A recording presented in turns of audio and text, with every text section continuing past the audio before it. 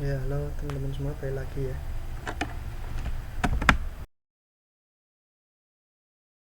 Lagi di dokumentasi ngoding. Setelah kemarin kita coba, bukan kemarin sih, di video sebelumnya kita coba bermain-main sama variabel dan tipe data, gimana cara menjumlahkan pakai operasi matematika yang sederhana. Selanjutnya kita masuk ke materi flow control. Nanti ada beberapa pengecekan untuk validasi atau apapun itu. Ada if, ada else if, ada if else, ada switch case, ada juga try catch. Ada 3 itu untuk masuk dalam flow control. Include juga nanti setelah flow control ada looping. Nanti kalau sampai ya istilahnya cukup dan nggak terlalu panjang, nanti kita masukkan juga looping di situ. Ada for loop, ada while. Itu adalah iterable function, atau maksudnya itu buat looping lah. Looping itu pengulangan teman-teman. Kayak gitu teman-teman, kita langsung mulai aja ya. Oke teman-teman, kita balik lagi ke VS Code kita. Sebelumnya ini ya, ada set variabel, kita masuk conditional, atau jangan conditional deh namanya. Nah, kita coba ganti flow control aja. Flow apa ya, kita pakai aja deh, flow control. Sebenarnya penamaannya juga ada aturan sih teman-teman, jadi biar nggak sembarangan. Ini aku coba samain sama set variabel aja. Ada camel case, nanti ada teman-teman bisa browsing kok, ada camel case, ada snake case, macam-macam kayak gitu. Terus sifatnya biasanya buat function, ada buat variabel dan lain-lainnya. Ini aku pakainya camel case aja dulu. Kita masuk ke flow control ya. Sebelumnya set variabel ini teman-teman kalau udah paham, kita lanjut ke flow control. Flow control ada if else, case, try catch, dan looping. Kita masuk ke flow control dulu. Jadi flow control itu tujuan utamanya adalah untuk buat ngecek teman-teman, ngecek apakah itu valid atau tidak. Tidak sekedar itu, nanti bisa ada perpaduan, ada and, ada or, macam-macam. Kalau teman-teman dari teknik biasanya pasti paham sih soal itu, dari FMIPA matematika pasti paham sih. Ada operator and, ada operator or, itu biasa. Oke, kita langsung coba ya. Kita coba init variabel a sama dengan 10 kayak tadi ya, sama var b sama dengan 10 sama. Nah, kita flow control di sini main teman-teman. If ini bisa langsung sih, kita main di sini if aja dulu deh, nggak usah if else. If, nah ini baru masuk flow control pengecekan. If, jika kondisi, jika A, apakah A sama dengan B. Nah, ini ada teman-teman dan pertanyaan juga, kenapa ada sama dengan 2 dan ini sama dengan 1. Nanti ada lagi sama dengannya, ada 3. Jadi teman-teman begini ya, aku kasih di sini dulu deh, setidaknya buat pengetahuan teman-teman aja sih.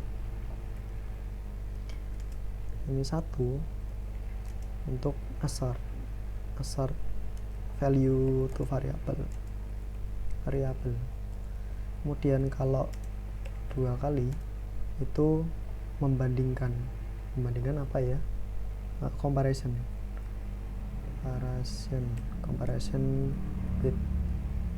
between two value. Ini comparison. Nah, yang ada lagi juga sama dengannya ada 3, komparasi juga, tapi komparasi yang ketiga ini lebih strict teman-teman. Komparasi yang strict atau kaku. Maksudnya kaku itu dia value-nya itu benar-benar sama, misalkan 10 dan string 10 berupa integer dan 10 berupa string maksudnya itu berupa teks, bukan integer angka. Itu kalau dikomparasikan dengan sama dengan 2, sama dengannya ada 2, boleh jadi sama. Tapi kalau 3 itu pasti salah atau pasti beda, karena dia ngecek juga yang namanya value di dalamnya, termasuk tipe datanya, kayak gitu dicek semuanya.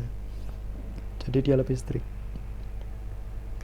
Oke, kita balik lagi ke if. Jika A sama dengan B, kita tampilkan log ya, ini sama, itu aja ya. Oke, kita coba run di sini tadi ya, node tadi namanya apa, flow control.js ya, ini sama ya, dia akan di situ bakal apa muncul. Nah ini coba aku ganti 10, aku ganti 11. Nah ini nggak mungkin muncul teman-teman, karena apakah A sama dengan B, apakah 10 sama dengan 11, kan nggak sama ya. Nah kita console log, ini nggak mungkin muncul ya, ini sama, nggak mungkin muncul teman-teman. Nah nggak ada apa-apa kan, nggak muncul. Nah ini gimana caranya biar ini tetap muncul atau ini nggak sama? Kita bisa pakai else kita pakai kurung juga, jangan lupa kurung kurawal log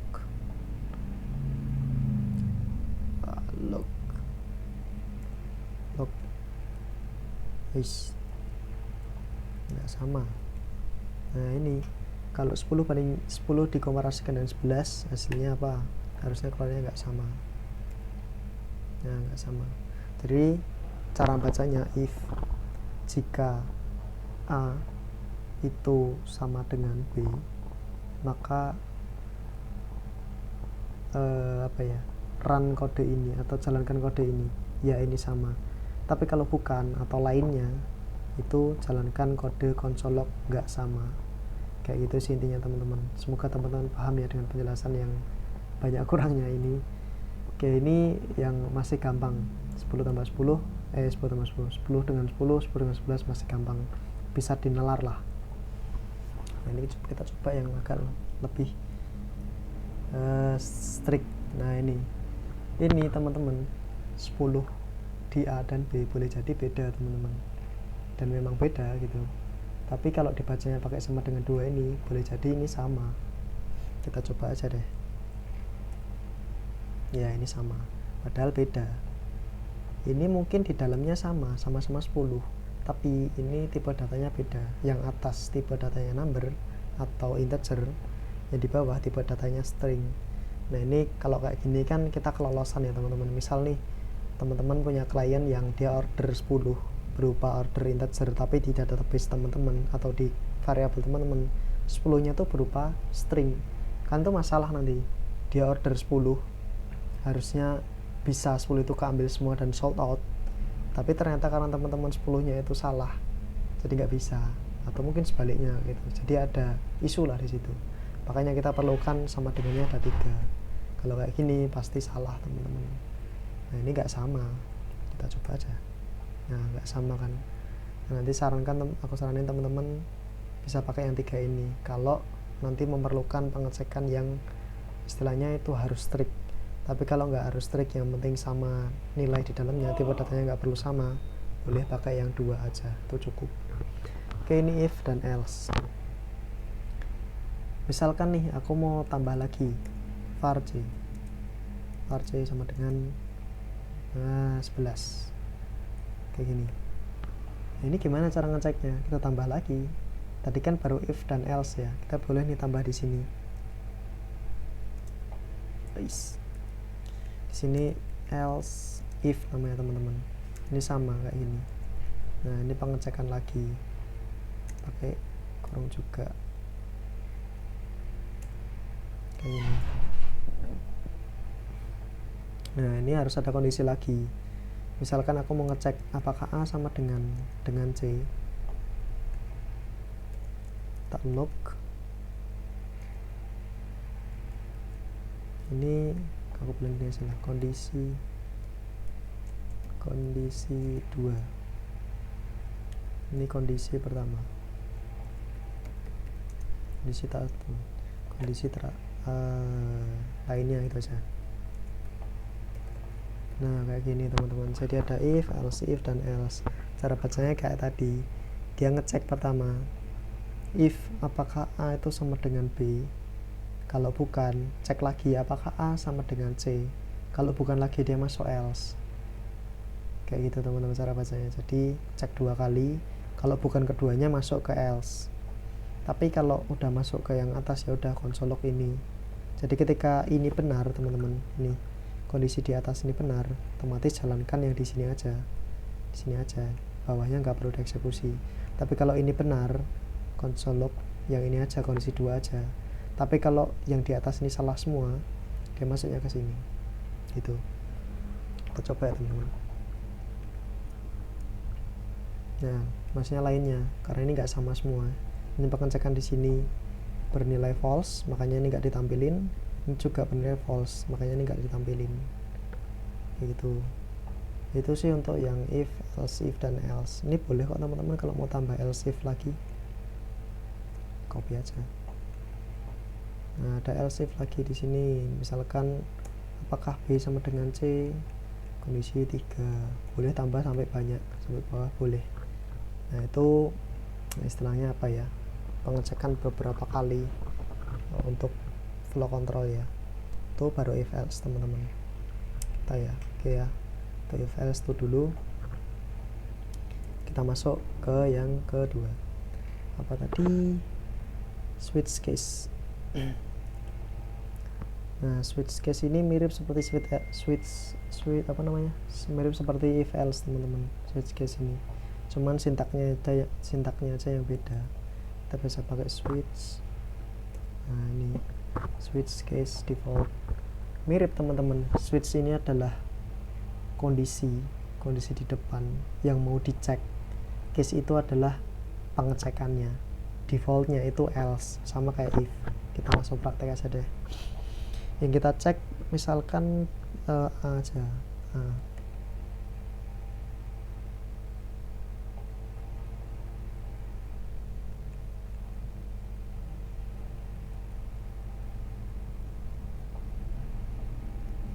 Oke, lanjut teman-teman.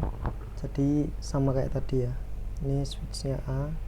Kita coba langsung pakai angka aja deh biar teman-teman lebih paham.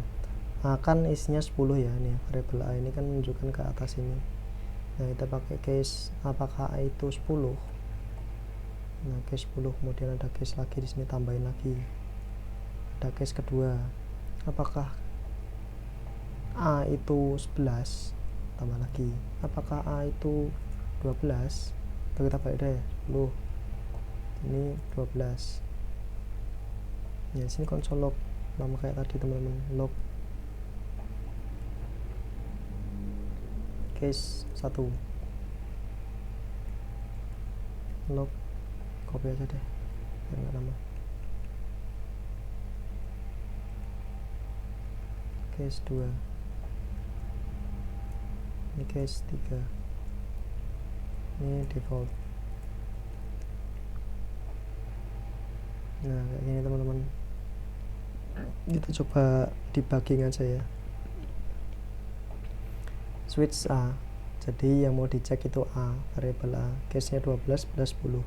Jadi bacanya apakah A sama dengan 12, apakah A sama dengan 11, apakah A sama dengan 10. Itu jangan lupa ada breaknya di sini teman, biar dia itu berhenti. Kalau if else tadi kan nggak perlu ada break ya, jadi kalau udah ini ya udah tampilkan ini aja, bawahnya nggak perlu dieksekusi. Tapi kalau switch case itu harus ada breaknya teman-teman, buat istilahnya memberhentikan program itu. Kalau case nya ini ya udah case 12 console log ini berhenti, jangan case ke bawahnya lagi, kayak gitu sih. Kita coba teman-teman, tapi ini kita komen dulu. Nah, case nya 3, dia yang bener masuk ke case 3. Case 3, case nya 10, berarti kan A sama dengan 10, kayak gitu. Itu switch case teman-teman, sama seperti if else, dia flow control buat ngecek, kayak gitu sih. Itu untuk switch case. Kemudian masuk kita ke try catch. Kita komen dulu deh, try catch, try catch. Nah, ini cuma try catch ini teman-teman, mungkin aku teori dulu aja deh ya, nggak langsung praktek, karena biasanya try catch ini dipakai buat dia apa ya, reproduce bug atau reproduce error biasanya. Jadi biasanya try dan catch itu dia ada satu program, misalkan dia di try itu maksudnya coba dulu lah ya, namanya aja try ya, coba eksekusi program ini. kalau program ini terdapat error, nanti di catch errornya itu apa, isinya apa gitu. Biasanya itu untuk debugging sih, debugging di API atau di request macam-macam itu. Jadi ini mungkin jadi pengantar aja teman-teman, mungkin belum bisa aku praktekin karena try catch ini agak lebih panjang nanti ini apa namanya implementasinya. Jadi mungkin itu dulu buat pengantar dulu, nanti kita bakal pakai juga try catch ini. Yang jelas itu sih, try itu buat coba dulu. Jadi biasanya kalau program itu dia dalam suatu periode atau kondisi tertentu dia itu error teman-teman kalau dijalanin. Misalkan aku mau ada fitur buat pemesanan nih, try aku coba pesan. Misalkan nih validasi di databaseku ternyata ada yang rusak atau mungkin nggak valid gitu. Misalkan kayak tadi ya, kuota kesediaan barangku tuh ada 10. Misalkan aku jualan punya sepatu tuh cuma tinggal 10 pasang, tapi ada validasi di belakang yang salah. Aku pakai try catch aja biar nggak error sistemku. Kan nggak mungkin teman-teman kalau ada teman yang mau beli, mau check out barang, check out sepatu, tiba-tiba di sistemnya muncul error merah-merah semua, kan orang kaget dan pusing gitu, dan itu fatal sekali dalam dunia pemrograman. Nggak boleh kayak gitu sampai tersampaikan ke user, sampai ke klien. Nah, harus kita dari programmer tuh harus handle semua itu. Biasanya pakai try catch ini. Try coba kalau orang ada check out, misalkan tadi kode barangnya ternyata tuh nggak valid, catch errornya. Jadi nanti nggak muncul tuh di user, tapi ya user tetap nggak bisa. Misalkan itu emang nggak valid, mau check out, tapi setidaknya errornya tuh nggak muncul di depan. Itu sih teman-teman kalau buat try catch ya. Oke, mungkin untuk flow control itu dulu teman-teman. Mungkin kalau ada saran atau mungkin ada yang luput bisa di di kolom komentar, atau nanti langsung di swap apa aja, komen di storyku atau yang aku upload gitu ya teman-teman. Kita lanjut nanti di looping. Oke, thank you teman-teman.